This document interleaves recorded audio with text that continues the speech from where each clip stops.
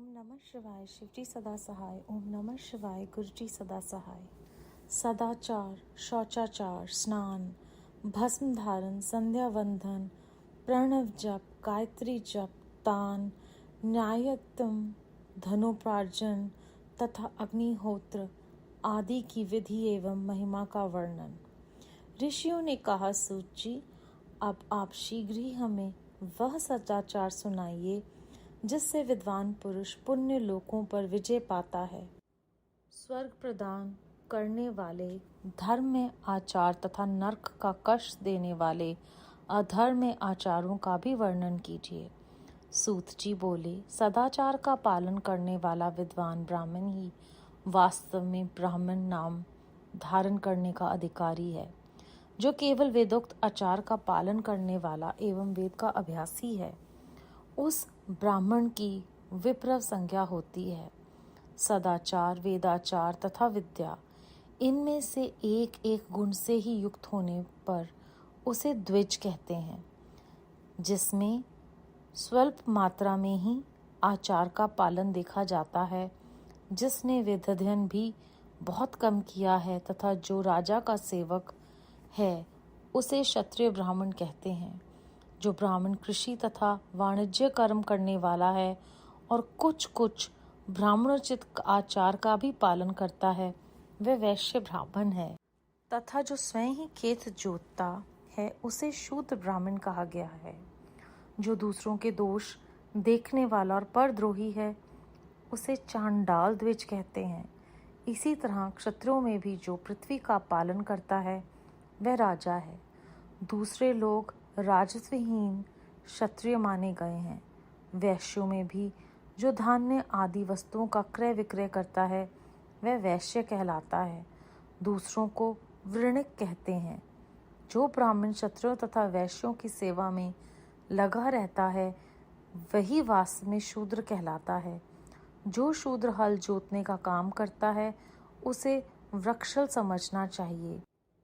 सेवा, शिल्प और कृषण से भिन्न वृत्ति का आश्रय लेने वाले शूद्र दस्यु कहलाते हैं।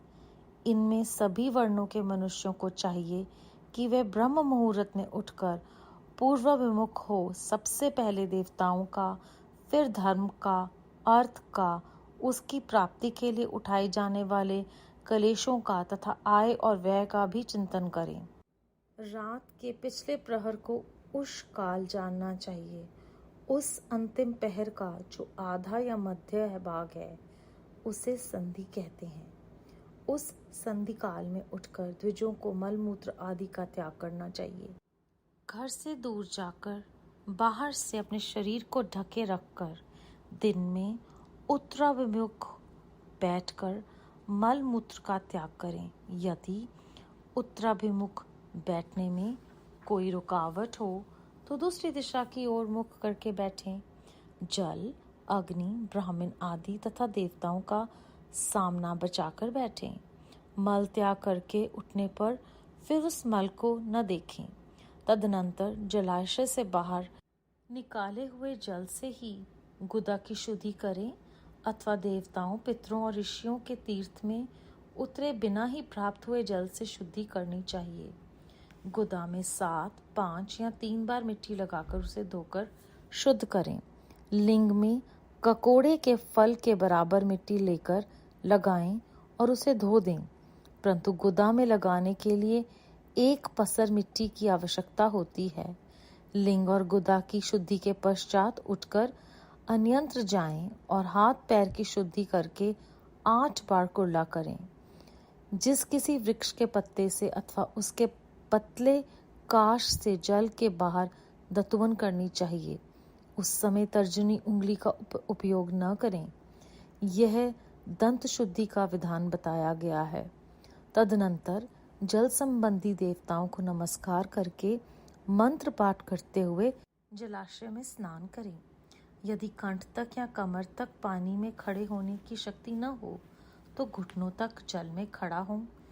अपने ऊपर जल छिड़ककर मंत्रोच्चारण पूर्वक स्नान कार्य संपन्न करें। विद्वान पुरुष को चाहिए कि वह वहां तीर्थ जल से देवता आदि का स्नानांग तर्पण भी करे। इसके बाद धौत्र वस्त्र लेकर 5 कच्च करके उसे धारण करे। साथ ही कोई उत्तरीय भी धारण कर ले, क्योंकि संध्या वंदन आदि सभी कर्मों में उसकी आवश्यकता होती है। नदी आदि तीर्थों में स्नान करने पर स्नान संबंधी उतारे हुए वस्त्र को वहां ना धोएं। स्नान के पश्चात विद्वान पुरुष भीगे हुए उस वस्त्र को बावड़ी में, कुएं के पास अथवा घर आदि में ले जाएं और वहां पत्थर पर, लकड़ी आदि पर, जल में या स्थल में अच्छी तरह धोकर उस वस्त्र को निचोड़ें। द्विजो, वस्त्र को निचोड़ने से जो जल गिरता है वह एक श्रेणी के पितरों की तृप्ति के लिए होता है। इसके बाद जाबाली उपनिषद में बताए हुए अग्निरीत मंत्र से भस्म लेकर उसके द्वारा त्रिपुंड लगाएं।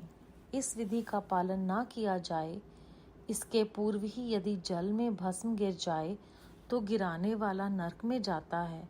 अपोहिष्ठा इत्यादि मंत्र पाप शांति के लिए सिर पर जल छिड़कें तथा यस्त्य क्षाय इस मंत्र को पढ़कर पैर पर जल छिड़कें। इसे संधि प्रोक्षण कहते हैं। आपोहिष्ठा इत्यादि मंत्र में 3 ऋचाएं हैं और प्रत्येक ऋचा में गायत्री छंद के 3-3 चरण हैं। इसमें से प्रथम ऋचा के 3 चरणों का पाठ करते हुए क्रमशः पैर, मस्तक और हृदय में जल छिड़कें। दूसरी ऋचा के 3 चरणों को पढ़कर क्रमशः मस्तक, हृदय और पैर में जल छिड़कें तथा तीसरी ऋचा के 3 चरणों का पाठ करते हुए क्रमशः हृदय, पैर और मस्तक का जल से प्रोक्षण करें। इसे विद्वान पुरुष मंत्र स्नान मानते हैं। किसी अपवित्र वस्तु से किंचित मात्र स्पर्श हो जाने पर, अपना स्वास्थ्य ठीक न रहने पर, राजा और राष्ट्र पर भय उपस्थित होने पर तथा यात्रा काल में जल की उपलब्धि न होने की व्यवस्था आ जाने पर मंत्र स्नान करना चाहिए। प्रातःकाल सूर्यश्च या मुनिश्च इत्यादि सूर्यानुवाक से तथा सायंकाल में अग्निश्च मां मनुष्य इत्यादि अग्नि संबंधी अनुवाक से जल का आचमन करके पुनः जल से अपने अंगों का प्रोक्षण करे। मध्याह्न काल में भी आप ही पुनितु इस मंत्र से आचमन करके पूर्वोक्त प्रोक्षण या मार्जन करना चाहिए। प्रातःकाल की संध्योपासना में गायत्री मंत्र का जप करके 3 बार ऊपर की ओर सूर्यदेव को अर्घ दान देना चाहिए। ब्राह्मणों, मध्याह्न काल में गायत्री मंत्र के उच्चारण पूर्वक सूर्य को एक ही अर्घ देना चाहिए। फिर सायंकाल आने पर पश्चिम की ओर मुख करके बैठ जाएं और पृथ्वी पर ही सूर्य के लिए अर्घ दें। प्रातःकाल और मध्याह्न के समय अंजलि में जल लेकर अंगुली की ओर से सूर्यदेव के लिए अर्घ दें। फिर उंगलियों के छिद्र से ढलते हुए सूर्य को देखें तथा उनके लिए स्वतः प्रदक्षिणा करके शुद्ध आचमन करें।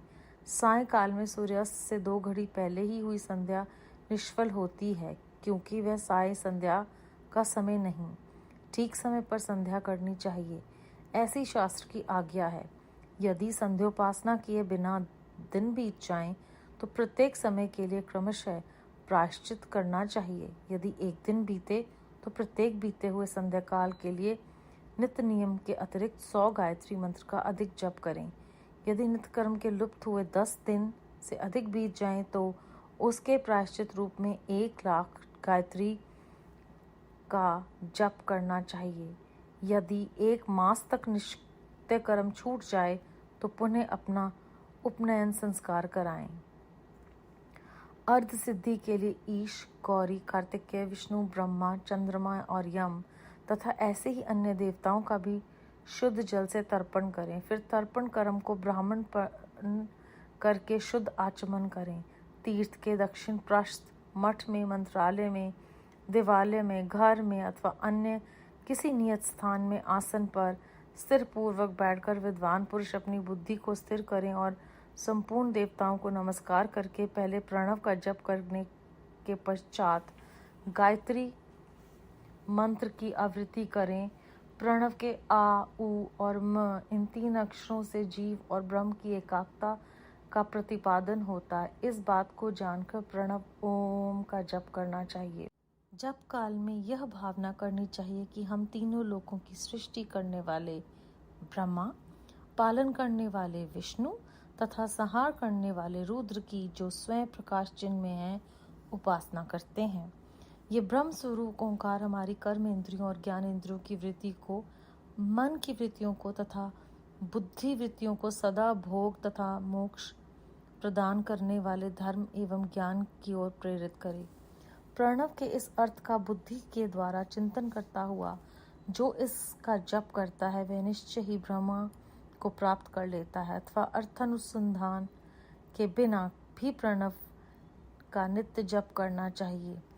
इससे ब्राह्मण तत्व की पूर्ति होती है। ब्राह्मण तत्व की पूर्ति के लिए श्रेष्ठ ब्राह्मण को प्रतिदिन प्रातःकाल 1000 गायत्री मंत्र का जप करना चाहिए, मध्याह्न काल में 100 बार और सायंकाल में 28 बार जप की विधि है। अन्य वर्ण के लोगों को अर्थात क्षत्रिय और वैश्यों को 3 संध्याओं के समय यथासाध्य गायत्री जप करना चाहिए। शरीर के भीतर मूलाधार, स्वाधिष्ठान, मणिपुर, अनाहत, आज्ञा और सहस्त्रार, ये 6 चक्र हैं। इनमें मूलाधार चक्र से लेकर सहस्त्रार तक 6 स्थानों में क्रमशः विद्वेश्वर, ब्रह्मा, विष्णु, ईश, जीवात्मा और परमेश्वर स्थित हैं। इन सब में ब्रह्म बुद्धि करके इनकी एकता का निश्चय करें और वह ब्रह्म मैं ही हूँ, ऐसी भावना पूर्वक प्रत्येक श्वास के साथ सोहम का जप करें।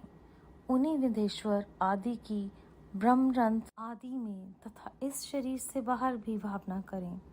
प्रकृति के विकारभूत महत्व से लेकर पंचभूत पर्यंत तत्वों से बना हुआ जो शरीर है, ऐसे सहस्रों शरीरों का एक एक अजपा गायत्री के जप से एक एक के क्रम से अतिक्रमण करके जीव को धीरे धीरे परमात्मा से संयुक्त करें। यह जप का तत्व बताया गया है। 100 अथवा 28 मंत्रों के जप से उतने ही शरीरों का अतिक्रमण होता है। इस प्रकार जो मंत्रों का जप है, इसी को आदि क्रम से वास्तविक जप जानना चाहिए। सहस्त्र बार किया हुआ जप ब्रह्मलोक प्रदान कराने वाला होता है, ऐसा जानना चाहिए। 100 बार किया हुआ जप इंद्रपद की प्राप्ति कराने वाला माना गया है। ब्रह्मोत्तर पुरुष आत्म रक्षा के लिए जो स्वल्प मात्रा में जप करता है, वह ब्राह्मण के कुल में जन्म लेता है। प्रतिदिन सूर्य स्नान करके उपयुक्त रूप से जप का अनुष्ठान करना चाहिए। 12 लाख गायत्री का जप करने वाला पुरुष पूर्ण रूप से ब्राह्मण कहा गया है। जिस ब्राह्मण ने 1 लाख गायत्री का भी जप ना किया हो, उसे वैदिक कार्य में ना लगाएं। 70 वर्ष की अवस्था तक नियम पालन पूर्वक कार्य करें। इसके बाद गृह त्याग कर संन्यास ले लें। परिवाजक या सन्यासी पुरुष नित्य प्रातःकाल 12,000 प्रणव का जप करे। यदि एक दिन इस नियम का उल्लंघन हो जाए तो दूसरे दिन उसके बदले में उतना मंत्र और अधिक जप करना चाहिए और सदा इस प्रकार जप को चलाने का प्रयत्न करना चाहिए। यदि क्रमशः 1 मास आदि का उल्लंघन हो गया हो तो 1.5 लाख जप करके उसका प्रायश्चित करना चाहिए। इससे अधिक समय तक नियम का उल्लंघन हो जाए तो पुनः नए सिरे से गुरु से नियम ग्रहण करें। ऐसा करने से दोषों की शांति होती है अथवा वह रौरव नरक में जाता है। जो सकाम भावना से युक्त गृहस्थ ब्राह्मण है, उसी को धर्म तथा अर्थ के लिए यत्न करना चाहिए। मुमुक्षु ब्राह्मण को तो सदा ज्ञान का ही अभ्यास करना चाहिए। धर्म से अर्थ की प्राप्ति होती है, अर्थ से भोग सुलभ होता है और फिर उस भोग से वैराग्य की संभावना होती है। धर्म पूर्वक उपार्जित धन से जो भोग प्राप्त होता है, उससे एक दिन अवश्य वैराग उदय होता है। धर्म के विपरीत धर्म से उपार्जित हुए धन के द्वारा जो भोग प्राप्त होता है, उसे भोगों के प्रति आसक्ति उत्पन्न होती है। मनुष्य धर्म से धन पाता है, तपस्या से उसे दिव्य रूप की प्राप्ति होती है। कामनाओं का त्याग करने वाले पुरुष की अंतःकरण की शुद्धि होती है। उस शुद्धि से ज्ञान का उदय होता है, इसमें संशय नहीं है। सतयुग आदि में तप को ही प्रशस्त कहा गया है, किंतु कलयुग में द्रव्य साधित धर्म अच्छा माना गया है। सतयुग में ध्यान से, त्रेता में तपस्या से और द्वापर में यज्ञ करने से ज्ञान की सिद्धि होती है, परंतु कलयुग में प्रतिमा की पूजा से ज्ञान लाभ होता है। अधर्म हिंसा रूप है और धर्म सुख रूप है। अधर्म से मनुष्य दुख पाता है और धर्म से वह सुख एवं अभ्युदय का भागी होता है। दुराचार से दुख प्राप्त होता है और सदाचार से सुख। अतः भोग और मोक्ष की सिद्धि के लिए धर्म का उपार्जन करना चाहिए। जिसके घर में कम से कम 4 मनुष्य हैं, ऐसे कुटुंबी ब्राह्मण को जो 100 वर्षों के लिए जीविका देता है, उसके लिए वह दान ब्रह्मलोक की प्राप्ति कराने वाला होता है। 1 सहस्त्र चंद्रायण व्रत का अनुष्ठान ब्रह्मलोकदायक माना गया है। जो क्षत्रिय 1 सहस्त्र कुटुंब को जीविका और आवास देता है, उसका वह कर्म इंद्रलोक की प्राप्ति कराने वाला होता है। 10,000 कुटुंबों को दिया हुआ आश्रय दान ब्रह्मलोक प्रदान कराता है। दाता पुरुष जिस देवताओं को सामने रख कर दान करता है, अर्थात वे दान के द्वारा जिस देवता को प्रसन्न करना चाहते हैं, उसी का लोक उसे प्राप्त होता है। ये बात वेद वेता पुरुष अच्छी तरह जानते हैं। धनहीन पुरुष सदा तपस्या का उपार्जन करे, क्योंकि तपस्या और तीर्थ सेवन से अक्षय सुख पाकर मनुष्य उसका उपभोग करता है। अब मैं न्यायवत धन के उपार्जन की विधि बता रहा हूँ। ब्राह्मण को चाहिए कि वह सदा सावधान रहकर विशुद्ध प्रतिग्रह तथा याजन आदि से धन का आर्जन करे। वे इसके लिए कहीं दीनता न दिखाए और न अत्यंत कलेशदायक कर्म ही करे। क्षत्रिय बाहुबल से धन का उपार्जन करे और वैश्य कृषि एवं गौरक्षा से। न्यायोपार्जित धन का दान करने से दाता को ज्ञान की सिद्धि प्राप्त होती है। ज्ञान सिद्धि द्वारा सब पुरुषों को गुरु कृपा मोक्ष सिद्धि सुलभ होती है। मोक्ष से स्वरूप की सिद्धि प्राप्त होती है, जिससे मुक्त पुरुष परमानंद का अनुभव करता है। गृहस्थ पुरुष को चाहिए कि वह धन धान्य सब वस्तुओं का दान करे। वह तृष्णा निवृत्ति के लिए जल तथा क्षुधारूपी रोग की शांति के लिए सदा अन्न का दान करे। खेत, धान्य, कच्चा अन्न तथा भक्ष्य भोज्य, लोया और चौष्य, ये 4 प्रकार के सिद्ध अन्न दान करने चाहिए। जिसके अन्न को खाकर मनुष्य जब तक कथा श्रवण आदि सधर्म पालन करता है, उतने समय तक उसके किए हुए पुण्य फल का आधा भाग दाता को मिल जाता है। इसमें संशय नहीं है।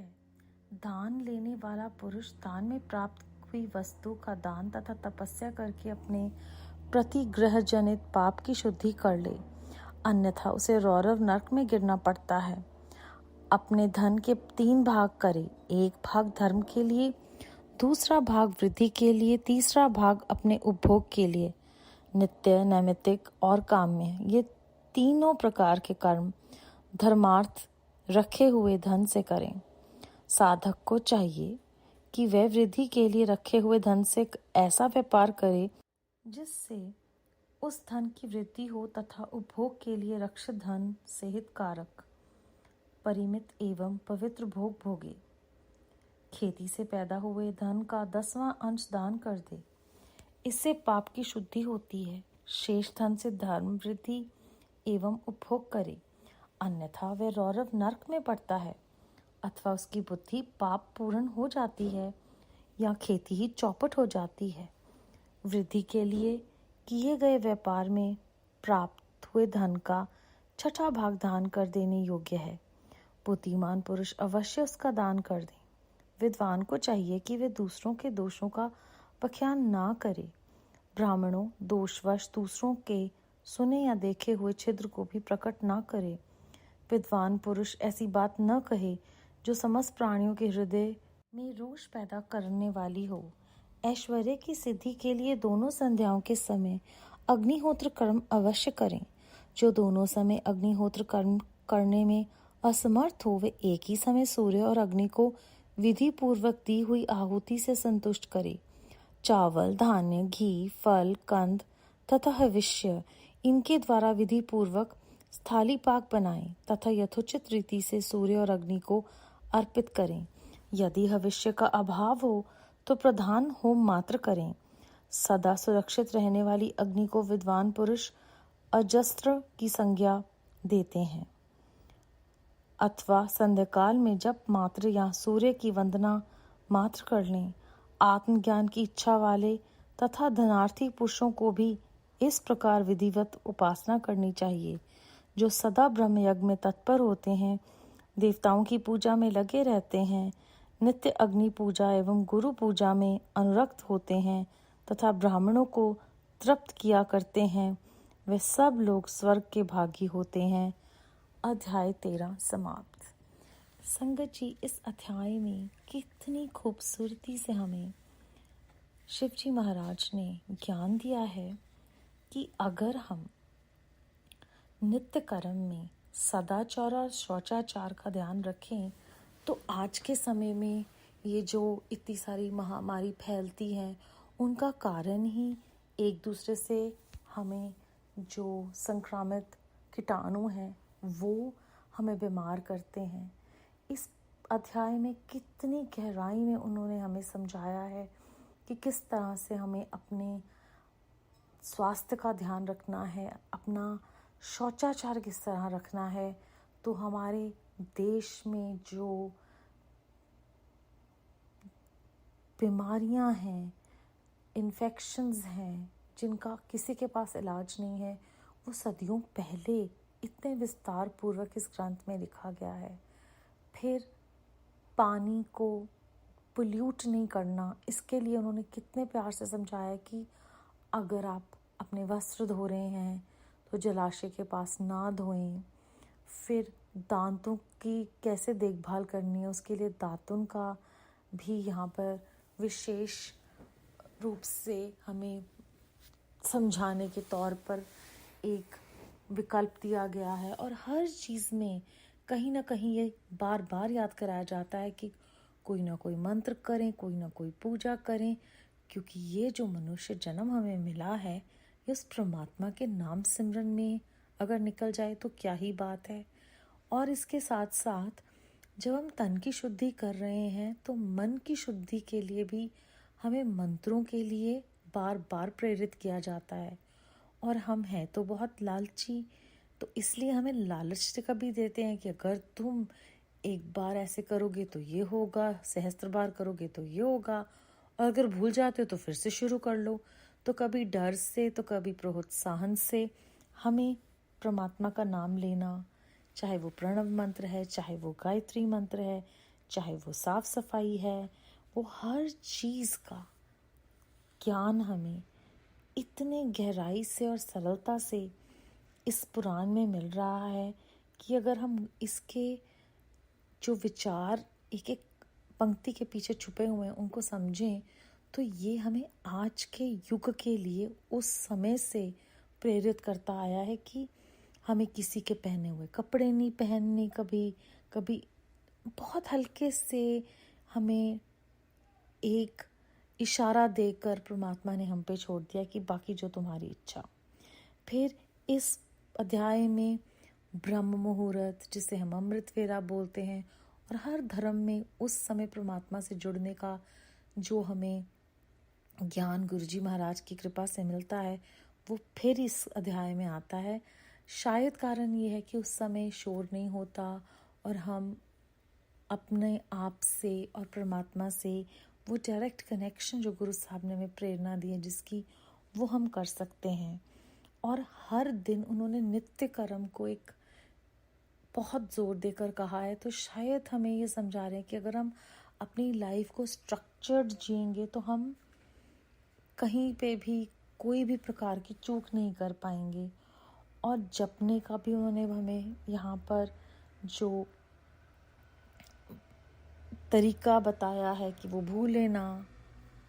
फिर हमारा ये जो पंचभूत शरीर है, इसके अंदर 6 चक्र हैं, उन चक्रों को विस्तार पूर्वक बताया है। फिर उससे हमारे समझाने के लिए ये बताया गया है कि ये 6 स्थान जो हैं यहाँ पर विद्वेश्वर, ब्रह्मा, विष्णु, ईश, जीवात्मा और परमेश्वर स्थित हैं।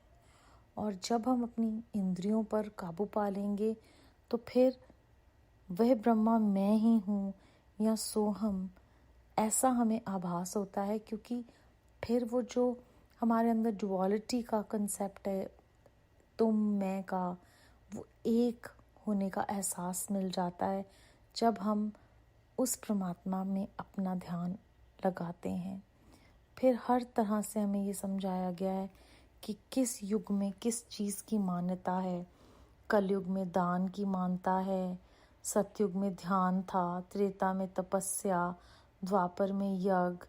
तो अब हमारे पास बहुत ही आसान तरीका है ज्ञान अर्जित करने का। वो ये है कि हम सेवा करें। सेवा भी दान के बराबर है। जो पैसों से सेवा कर सकता है वो उस तरह की सेवा करे। दान करने से हमारे अंदर जो एक दूसरे के प्रति प्रेम है और प्रसन्नता होती है परमात्मा को ये देखकर कि मेरे बच्चे एक दूसरे के बारे में सोच रहे हैं, और हमारे लिए सबका सुख जब अपना सुख बन जाता है वो अवस्था की ओर इशारा करता है ये अध्याय। उसके बाद हम, जैसे गुरु साहब ने भी बोला था कि दान करना चाहिए, हमें हर ग्रंथ हर धर्म ये बताता है कि कुछ अंश जो है हमें अपने जो भी हम कमाते हैं वो हमें दान में देना चाहिए, वो बहुत ज़रूरी है।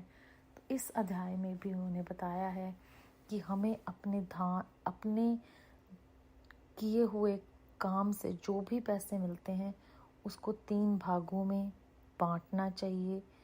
एक को व्यापार में लगाएं, एक को धर्म में लगाएं और एक को वृद्धि के लिए लगाएं। एक दान में लगा दिया, एक उसकी वृद्धि में लगा दिया और एक खर्च में लगा दिया। तो इस तरह से किस तरह से सरलता से हमें बिना कोई टेंशन, बिना कोई परेशानी हम आराम से अपनी जीविका चला सकते हैं। तो कितनी ब्यूटीफुली हमें time management, money management, health, hygiene, importance of chakras, सब कुछ बता दिया है इस एक अध्याय में। और अभी भी इतना कुछ कहने के बावजूद भी बहुत कुछ और है जो इतने कम शब्दों में ना कहा जा सकता है और ना मेरी तुच्छ बुद्धि इसे बयां कर सकती है, क्योंकि हर किसी के लिए हर एक पंक्ति, हर एक शब्द का गहरा और गहरा और गहरा जो अर्थ है वो सामने आता है जब उन महाशिव की हम पर कृपा होती है। आज इतनी कृपा करने के लिए मेरे मालिक बेहद शुक्राना आपका कि हमें ये समझा रहे हैं आप कि जीवन जीने की जो राह है वो ही इन ग्रंथों में छुपी हुई है। बस फ़र्क सिर्फ इतना है कि बाहर के शोर को ख़त्म कर आपके दिए हुए मार्ग पे हमें चलना है। आपका बेअंत शुक्राना कि जो आप हमें प्रेरणा देते हैं कि हम हर दिन इन ग्रंथों का श्रवण, मनन और चिंतन करें इन पर। बेअंत शुक्राना।